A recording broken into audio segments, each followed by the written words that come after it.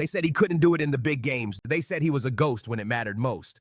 And for 42 minutes at the Santiago Bernabéu, it looked like they were right. But what happened next, before we get there, let me tell you about the moment in the second minute that could have changed everything. A penalty. Real Madrid. Vinicius Jr. goes down in the box, the referee points to the spot, and the entire Bernabéu erupts, except the VAR. That beautiful, infuriating, chaos-inducing piece of technology that makes us question our sanity every single weekend. And this time, it overturned the decision. Lamine Yamal's challenge on Vinicius? Clean. No penalty. The 17-year-old wonderkid had just denied Real Madrid from the spot in the biggest game of the season. But here's what nobody's talking about. This wasn't just another El Clásico. This was Real Madrid's chance to end a 4-game losing streak against Barcelona. 4 games, the most dominant club rivalry in world football, and Los Blancos hadn't beaten their arch rivals since. Well, let's just say it had been too long. The pressure wasn't just on the players, it was suffocating. And then there's the Mbappé problem. You know the one I'm talking about. The 160 million Galactico who was supposed to set La Liga on fire but had been. Let's be kind. Inconsistent. The critics were sharpening their knives. The memes were ready. One more anonymous performance in El Clásico and the narrative would be set in stone. Kylian Mbappé can't handle the pressure of Real Madrid. But wait, there's more. Because on the other side, you had Barcelona. Flying high, confident, with that teenage sensation Lamine Yamal who had been talking, and I mean talking, before this match. Big talk, the kind of talk that either makes you a legend or gets you absolutely roasted. So picture this, Santiago Bernabéu, October 26, 2025. 2 minutes in, VR drama. The crowd is nervous. Mbappé needs a moment. Real Madrid needs this win. And somewhere in the middle of all this chaos, Jude Bellingham is about to, actually, let me not spoil that just yet. Because what the 21-year-old English midfielder did in this match wasn't just good. It wasn't just man of the match worthy. It was the kind of performance that defines careers, the kind that gets replayed for decades, the kind that makes you understand why Real Madrid paid $100 million for him. But here's the thing that's been eating at me since the final whistle. This match, this 2-1 scoreline that looks so simple on paper was actually a masterclass in psychological warfare. Because Real Madrid didn't just beat Barcelona on the pitch, they beat them in the mind game. They silenced a 17-year-old who thought he could walk into the Bernabéu and own the place. And that moment in the 42nd minute, when Bellingham finally broke the deadlock, the celebration wasn't just joy, it was relief. It was 4 games of frustration exploding out of every Real Madrid player on that pitch. But Barcelona weren't done. Oh no, because just when you thought Real Madrid had this under control, just when Mbappé doubled the lead and it looked like a comfortable victory was on the cards, Barcelona reminded everyone why this fixture is the most unpredictable, most intense, most absolutely bonkers rivalry in football. So here's what we're going to do. We're going to break down exactly how Real Madrid ended their Clásico curse. We're going to talk about why Bellingham is currently operating on a different planet. We're going to analyze the moment Mbappé finally silenced his critics, or did he? We're going to discuss what went wrong for Barcelona, why Lamine Yamal's big talk backfired spectacularly, and why this match might have just shifted the entire La Liga title race. Because trust me, what happened at the Bernabéu wasn't just a football match. It was a statement, a declaration, a changing of the guard, or was it? Right. Let's start with that second-minute VAR drama because it set the tone for everything that followed. Vinicius Jr., who, let's be honest, has a PhD in winning penalties, goes down in the box after a challenge from Lamine Yamal. The referee buys it. Penalty. But then VAR steps in, and here's where it gets interesting. The replay shows Yamal actually got the ball. Clean tackle. The 17-year-old wonderkid had just denied Real Madrid in the most high-pressure situation imaginable.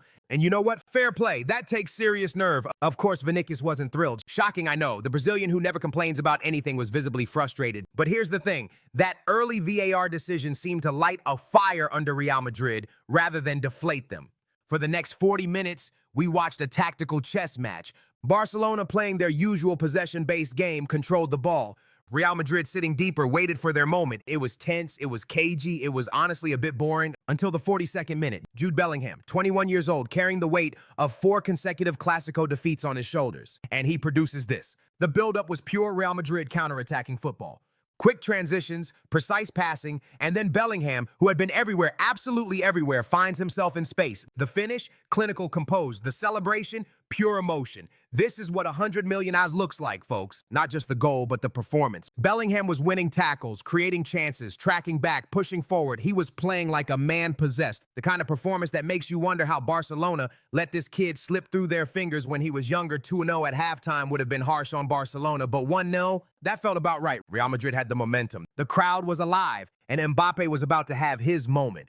Here's the thing about Kylian Mbappe's Real Madrid career so far. It's been complicated. Flashes of brilliance mixed with frustrating anonymity. The kind of inconsistency that has Spanish media questioning whether he's worth the astronomical wages.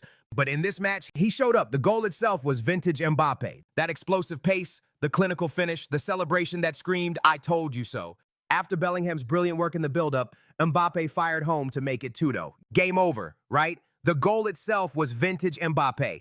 That explosive pace, the clinical finish, the celebration that screamed, "I told you so." After Bellingham's brilliant work in the build-up, Mbappe fired home to make it 2-0. Game over, right? Wrong, because Barcelona, to their credit, didn't roll over. They pulled one back, and suddenly the Bernabéu went from jubilant to nervous in about 30 seconds flat. This is where the match got spicy. Tackles were flying in. Players were in each other's faces. The referee was losing control. It was bad-tempered. It was intense. It was everything an El Clásico should be. And of course, because this is modern football, there were about 17 VAR checks, 43 yellow cards, okay, maybe not that many, and enough drama to fill a Netflix series. The refereeing decisions became a talking point, with both sets of fans convinced they were being robbed. Classic Clásico stuff. Now let's talk about the psychological battle within the battle. Vinicius Jr. versus Lamine Yamal. The established star versus the teenage sensation who had been talking big before the match. Yamal had said Barcelona would dominate. He talked about shutting down Real Madrid's attack. Bold words from a 17-year-old. And you know what? Real Madrid took that personally. Throughout the match, Vinicius was in Yamal's ear. There were reports of savage jibes, mind games, the kind of trash talk that makes El Clásico so compelling. And by the end, Yamal had been effectively neutralized. The big talk had backfired. This is the harsh reality of El Clásico. It doesn't matter how talented you are, how much potential you have, or how confident you feel. If you talk big and don't back it up, you get roasted. And Yamal learned that lesson the hard way. Let's get into the tactics, because this wasn't just about individual brilliance, though there was plenty of that. Real Madrid's game plan was clear: absorb Barcelona's possession, stay compact, and hit them on the counter. Barcelona had more of the ball, sure, but Real Madrid had the better chances. They were clinical when it mattered. And crucially, they didn't panic when Barcelona pulled one back. That mental strength, that ability to see out a tense finish, is what separates champions from pretenders. Bellingham's role was particularly fascinating. He wasn't playing as a traditional midfielder or a forward. He was everywhere. Dropping deep to collect the ball, bursting forward to support attacks, tracking back to defend. It was a masterclass in modern midfield play. When that final whistle blew, the relief was palpable. Real Madrid had done it. 4-game losing streak against Barcelona, over. 3 points, secured. Statement made, loud and clear. The victory increased Madrid's lead at the top of La Liga. It sent a message to Barcelona that the power dynamic might be shifting, and it gave Real Madrid the psychological edge going into the rest of the season. So, remember those incomplete thoughts from the beginning? Let's complete them. They said Mbappe couldn't do it in the big games. Well, he scored in El Clásico and helped end a 4-game losing streak. Not bad for a flop, right? That VAR decision in the second minute that could have changed everything, it didn't matter. Real Madrid found another way. They always do. And Lamine Yamal's big talk, it backfired spectacularly as Real Madrid shut him down and Vinicius got the last laugh.